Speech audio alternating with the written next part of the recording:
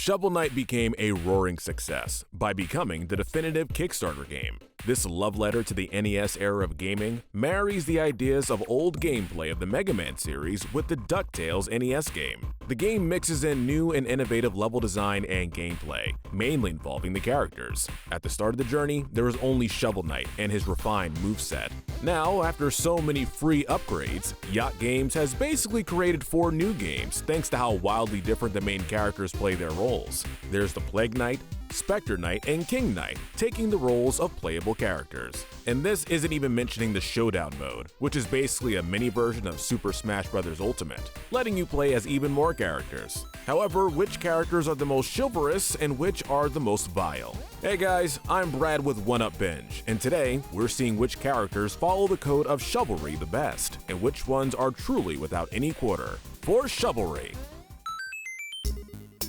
In terms of who we'll be ranking in this mode, we'll be using the playable characters in Showdown mode, save for Dark Raze. He's a corrupted version of Raze by the Enchantress. We also have to exempt the Liquid Samurai and Gold Armor, as they're enemies given the spot of being a playable fighter. With that said, on to the list. We're kicking this list off with the good. These are the travelers and knights of the world that make this place a better and safer land. Taking the gold is Shovel Knight. Shocker. He's the hero of the land, and for a very good reason. Once a treasure hunter and adventurer of this world, Shovel Knight retired once he saw his love, Shield Knight, die before his eyes. However, with the rise of the Order of No Quarter, Shovel Knight raises his shovel once again, intent on ending their reign. He's the definition of a flawless knight, helping out those in need, fighting against the forces of evil. He saves his beloved from the grasp of the Enchantress and defeats the Enchantress. He's as true of a hero as his armor is blue. Plague Knight may think Shovel Knight is a backstabber who leaves the Order of No Quarter to hang in his story mode.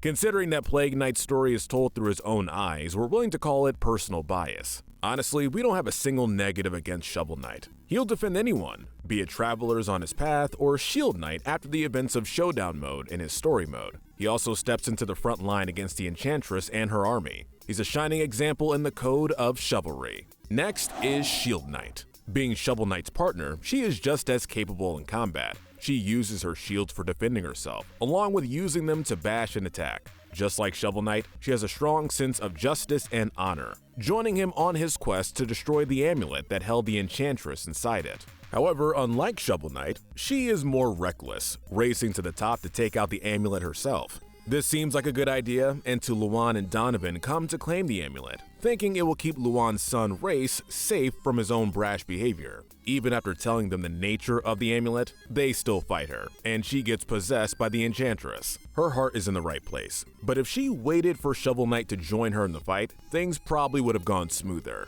She's ranked below him because Shovel Knight was the main knight cleaning up the mess that the Enchantress was causing. She is capable of fighting on her own, as you can see with her aiding Shovel Knight in the final boss fight. It's just harder to do heroic acts when you're kidnapped and possessed. Hopefully, the next game has her side by side with Shovel Knight. For the bronze medal of chivalry, it's the first wandering traveler, Phantom Striker. Unlike Shovel and Shield Knight, he's roaming the lands, looking for challengers. If he thinks you're strong enough, he'll pop in to give you a fight for your life. If you beat him with your health below half, he'll warn you of the troubles ahead and tell you to train harder. If you beat him with your health above half, he'll praise you and tell you how strong you are, even giving you a bigger monetary reward. Seems like an admirable fighter, even if he is a little too happy to find a fight. However, he gets more development in the Spectre of Torment and King of Cards. Here, he's not afraid to fight dirty against King Knight and Spectre Knight, as he views King Knight as a potential phantom that can haunt the Hall of Champions.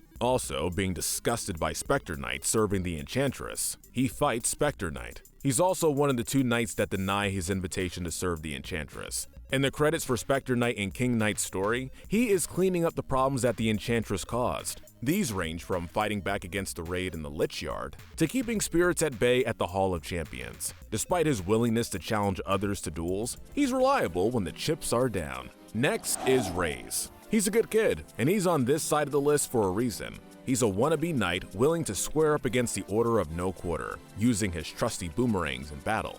However, there is one problem. He doesn't know who these members are. He confuses Shovel Knight for being Black Knight, someone who's been with the Enchantress even if he doesn't serve her. As such, he attacks Shovel Knight. After losing, he even demands him to strike him down, intending to die an honorable death. Thankfully, Shovel Knight clears up the misconception, parting as allies with him. He also mistakes Plague Knight for another friendly knight, despite him being in the Order as well. While Plague Knight isn't a true ally for reasons we'll get to later, he's still a notorious member, so this could be Ray's being behind the times. However, his biggest mistake was barging into the Tower of Fate, right in front of the Enchantress. He asked her to join him on his quest to beat the Enchantress. Somehow he started his quest to beat the Enchantress despite not knowing what she looks like. His heart is in the right place, but questionable mistakes of his shoots him down the list. At the end of the list of heroes, we have Shovel Knight's counterpart, Black Knight. At first, he seems to be another villain going up against the Blue Burrower. He's constantly in Shovel Knight's way, forcing him to back off from his attempts on the Tower of Fate, seemingly being on the Enchantress's side. However, there is one factor that makes Black Knight more sympathetic.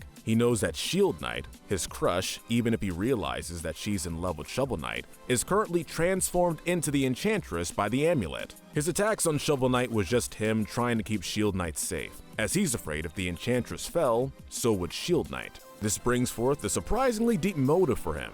He's split on keeping the Enchantress safe, albeit at the cost of safety to others, and finding a way to save him. This attitude carries with him into Plague of Shadows and Spectre of Torment. He tries to buy off Mona and the Magister to stop Plague Knight from attacking the Enchantress. At the same time, he tries to cut off Spectre Knight's attempts at recruiting others to get through to Shield Knight. That said, he not only caused Mona and Plague Knight to have a brief falling out, even if it was on accident. He made it up to him, bringing Mona back and serving as a boss against Spectre Knight as he does not wish to let the Enchantress get hurt. However, this is because he also wished to keep Shield Knight safe. He wants to save everyone, but he also knows of Shield Knight's current status. He may be a foe to you at times, but truthfully, he's heroic. It's just that he's in a tragic set of circumstances. Next, we have the Gray Area. These are knights that don't show much mercy, or villains that are nicer than you may think.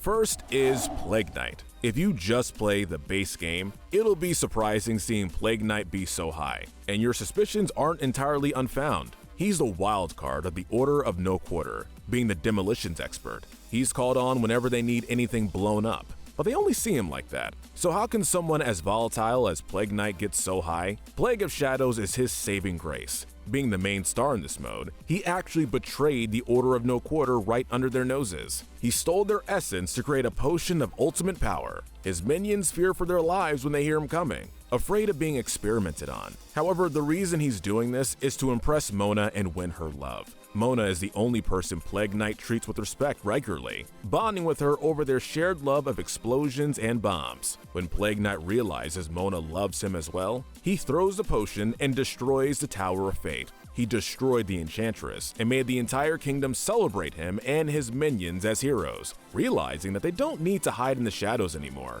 While he is a knight that experiences morality on all sides, he does more good than harm, even if it's just him being smart. This is why we can't be that hard on him. He's no hero, but he's no villain, putting him just barely out of the good. Look towards the sky and meet Propeller Knight. Unlike Plague Knight, Propeller Knight is much more chilled and relaxed. He's content soaring the skies and showboating, mainly to impress the locals, namely women. Even as a member of the Order of No Quarter, he is surprisingly merciful and friendly. He asks Shovel Knight if he's enjoying his time on the airship, offers Plague Knight lessons for flying, and acts as a butler for him on his date with Mona. He can be violent and send his airship armada after you if you steal his rose, but otherwise, he goes with the flow. That flow, however, also includes being a captain of the sky for the Enchantress's army. While he's okay with not causing trouble, he doesn't care about the whole Enchantress ruling the land with an iron fist problem. He doesn't do much to help, so we have to knock him below Plague Knight. Plague Knight at least plays a big role in defeating the Enchantress and bringing his minions out of the shadows.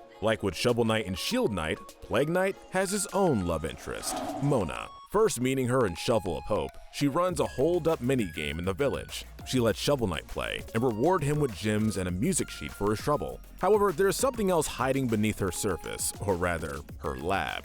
In Plague of Shadows, she is in her true glory, being Plague Knight's assistants in science and explosives. They even have their own slogan, the bigger the explosion, the better the alchemist. She's practically on board for any idea he has. And she gets her hands dirty, with her chasing down a liquid samurai to steal them for her experiments. Her devotion towards Plague Knight is that of love, impressed and entranced by him. With their love for explosions, it creates chaotic moments, like almost destroying Shovel Knight and Shield Knight by blowing up the Tower of Fate. However, they were trying to end the Enchantress's rule by blowing her tower sky high, and they had no idea the two knights were even there, so we aren't knocking them too harshly for that. Mona and Plague Knight are a perfect match. As Mona was bored of her day job, she would probably be happy to look forward to Plague Knight and his experiments. They get questionable at times, but it's also a relationship founded on love, so we can't be too harsh.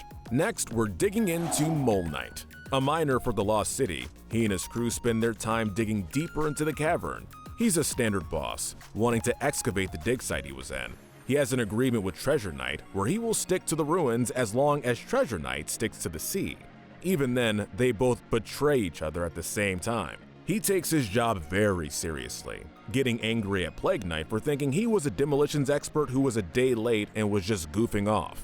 He also got angry at King Knight for destroying the hot tub he was resting in on break. He's a business person who's excavating through an abandoned city without any care for its history, which we have to knock a couple of points off for. But considering how he became a legitimate excavator through the city in Shovel Knight's ending, he gets those points right back. He's also modest enough to compliment Shovel Knight's digging style, and ask to exchange notes with him if you save him after the Battle Royale. He's a standard miner with a temper problem. He's middle of the road, letting him stay in the middle of this list. Next is Tinker Knight. Out of all the knights, he is the most timid. He's easily startled by people coming into his room while he's deep in his blueprints. He's also the only knight out of the order who wants to make a rule through peace instead of violence. Tinker Knight even makes toys for the kids, so he has a good heart. He sounds like a nice guy, so why is he below all these other knights? Well, animal testing. In the credits for Spectre of Torment, his role in the Order of No Quarter is taking rats and forcing them into robotic rats scattered throughout his stage. Those toy wind-up rats, they were originally regular rats before he transformed them into these robotic messes. His minions seem to be wandering through these machines to get upgraded, so who knows if he's also forcing them to become infused with metallic parts.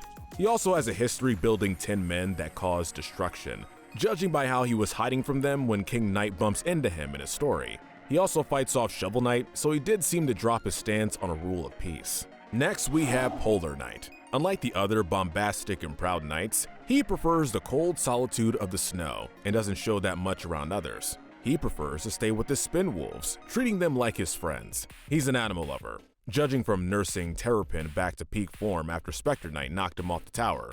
He gets points for that. That said, as a knight for the Enchantress's Order of No Quarter, he's one of the more proud members. Despite previously being friends with Shovel Knight and Black Knight, taking an oath of chivalry, he'll fight them and try to get them to join the Order. He respects Shovel Knight, even if he thinks that he's better off in the Order. He's an interesting individual, even if trying to get an answer out of him is a challenge.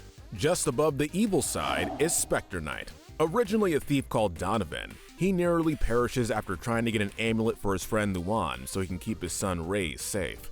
Thanks to a fight with Shield Knight, he fell down the tower. He almost lost his life, only being saved by the Enchantress cursing him and forcing him out into the world to gather some knights to serve her. Of course, he isn't intent on doing this task quietly and plans on doing this to redeem his humanity. However, after Rayce is corrupted by the Enchantress and hears that she's actually the same Shield Knight that almost killed him, he gets filled with rage. He tries to cut her down with her scythe. However, she has one last trick, forcing him to serve her, or she would have Rayce do it, making him sacrifice his safety to free Rayce. He seems like a hero that was forced to do questionable acts like Black Knight. However, what holds him back is that he doesn't think he's in the wrong, despite totally being wrong. Had he listened to Luan's concerns about the amulet being something not to be trifled with, this entire game wouldn't have happened. He also seems more mad over Shield Knight for what she did to him in the past than what she did to Rayce, only muddying up his morality even more. However, he at least seems interested in using the amulet to keep Rayce safe, and even sacrifices his own safety to keep Rayce out of the Enchantress's power. For that, we have to give him some credit. He's a spirit of wrath and anger over the past, with his rage misdirected. Finally, we have the bad to evil, the foes with no kindness to spare to you. The gloves really come off. First on this list is Baz. This wandering traveler wants to become a member of the Order of No Quarter. He desires to be taken seriously and believes his strength is the key to that respect. He's willing to beat anyone to prove his worth, thinking that if he beats someone, he gains their title. Truthfully, Baz is only here because the group he wants to take part in happens to be the Order of No Quarter. Well, that and stealing armor from Mr. Hat, but we'll get to him later. He's looking for a place and group to call his own. If given the chance to join Plague Knight's group, he'll steal potions from the Magus to give to Plague Knight. He'll be asking why he would need to pay to get health tonics from his own workers, which is a fair enough idea. He's an easily excitable brute that wants to join the Order of No Quarter willingly. With how willing he is to fight others over the idea of taking their titles by force, he finds himself this low. Next is Mr. Hat. He's after two things: money and hats. He doesn't care if you can't afford it and wants your money by any means necessary. He is obsessed with hats, and if he runs low on hats, he will use force to take them from others, attacking people with hats to claim them for himself. He travels the land, searching for hats to add to his collection and beating those that stand in his way. However, once he is beaten out of his fight, he cools down. He apologizes for being so hungry for hats and tries to flee. If pursued, he will buy you off from chasing him. He's also angry at Baz, but considering that he stole from him and was willing to offer him a job working for him to pay off his debt, we can let this slide. The big thing keeping him this low is his obsession and love for hats and how violent he is about it. Besides, hoods are objectively more utilitarian. Don't tell Treasure Knight that he won the Bronze Medal of Evil award. He was hoping to get the gold. Being the scoundrel of the sea, he's happy terrorizing the sea and fishermen. Unlike Mole Knight, who does things in a more orderly fashion, Treasure Knight is the horror of the harbor, and he's proud of it. He joins the Enchantress as their financial accountant, so he can make more money. It's not the most evil job, but his willingness to help a villain shouldn't be understated. He's greedy, and he knows it, alongside the rest of the armor outpost. He's a threat to not only your safety, but your financial situation. That said, he is respectable, mainly towards Mole Knight, leaving his domain alone as long as his own home isn't intruded upon. He can be honorable, but most of the time, it's better to steer clear. The Silver Medal of Evil goes to King Knight. He's a bumbling and boisterous knight. Being one of the first knights you fight in the game, he's more lighthearted than the others. He's proud of his golden castle and throne, happy to have dethroned the rightful king of Pridemore to get it. When he's beaten and the king is returned to the throne, he becomes a servant to the king. He's scrubbing all the floors in the castle while Plague Knight gets knighted by the king in front of his eyes. Sounds typical for a member of the Order so far, right? Well, King of Cards shows us just what kind of king this decadent dandy is. Being a mommy's boy from a poor family, he sees the Joustus game tournament as his chance to become a king. However, he doesn't intend on playing fairly. He's willing to beat his opponents, the other kings, if it meant victory. One factor that slides King Knight down is that, unlike the other kings, who had their hands forced into serving the Enchantress, King Knight didn't need that. After she offers him a kingdom of his own, in the form of Pridemore Keep, he throws all his friends down the tower, even after everything they have shared throughout the adventure. All that goodwill and work he built through the story gets erased, as he gives up his crew in exchange for becoming a servant to the Enchantress. For such a betrayal and lack of care for what happened afterwards, King Knight earns the Silver Medal. He's easily the most cruel member of the Order of No Quarter. There's no better candidate for most evil than the Enchantress. Being sealed inside the amulet, she was hidden away for a very good reason. After being freed, thanks to the scuffle between Donovan and Shield Knight, she possesses Shield Knight, taking her form to become a threat across the kingdom. Forcing Donovan to become her servant and gather her 7 other knights, she forces him into being the final knight for her order by holding the son of his dead friend hostage. She threatens that it's either him or Donovan that will become the final knight. She was also the creator of the game Joustus, using the Joustus tournament to distract everyone. Her intention is to take attention off of herself alongside drawing in King Knight and convincing him to abandon his team and serve her. With her new army, the land was practically hers for the taking. She destroyed the Lich Yard, the Armory, and Glidewing. She is someone not to be trifled with, and she deserved to get beaten by Shovel Knight, Shield Knight, and Plague Knight. She is the overarching threat of the entire game, the main reason Spectre Knight is stuck as he is. She also convinces King Knight to turn his back on his friend. For these reasons, she deserves a gold medal for being the most vile villain in the land. Before we bid you farewell, we have one last order of business. This involves giving no quarters, but medals instead. The Darwin Medal for stupidest mistake has to go to Raze. Mistaking Shovel Knight for Black Knight?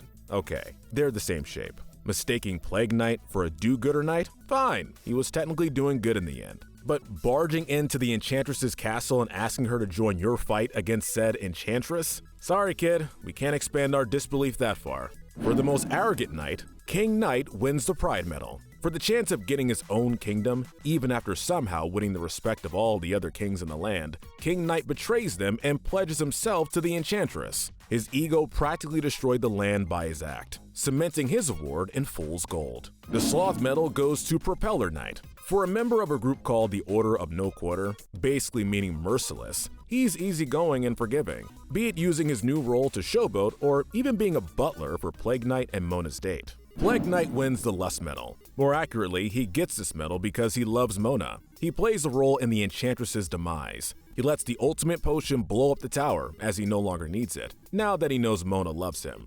Given that this leads to his assistants no longer being ostracized by the town, this is one time the Lust Medal truly earned goodwill. The Greed Medal goes to Treasure Knight. He claims the oceans all to himself, steals wealth, and hoards it all inside his ship, while acting like a pirate. He's practically the textbook definition of greedy. Some days our job is done for us. And finally, the winner of the Wrath Medal belongs to Spectre Knight. When he got angry at Shield Knight for trying to stop him from getting the amulet so the Enchantress would stay sealed, the Enchantress was released anyway. Even after finding out that she was forcefully transformed into the Enchantress, his anger at her and refusal of responsibility sealed his fate here. Alright, that's a wrap. Let us know in the comment section who you think are the most good and evil characters, and tell us what we should cover next. If you need a one-up, hit that notification bell and binge our Good to Evil playlist, where we break down the morality of the characters in your favorite games. Thanks for watching.